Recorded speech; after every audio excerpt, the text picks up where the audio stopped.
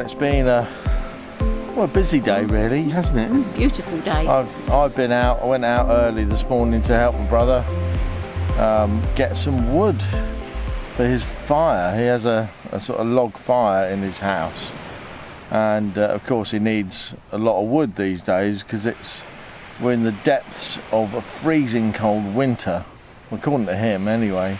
He thinks I'm mad walking around in shorts and a t-shirt, doesn't he? He's too Spanish now. Yeah. Yeah, he's too Spanish. So he's become acclimatised. Yes, and, he does. Yes. and days like today, where the sun is beaming down, and you're able to walk around in shorts and a t-shirt all day long, the temperature does drop a little bit, doesn't it? It does drop, yes. But the locals are all dressed up in their winter clothes. Yeah. And that, they know we're English because we walk around in shorts, t-shirts. So it's quite funny. Yeah. But we're just across the road, aren't we? Yes, we are from the site. Yes. From the campsite. And we're on the beach, and this is what we see around us. We're just going to show you some of the scenery that we see. So we hope you enjoy those pictures.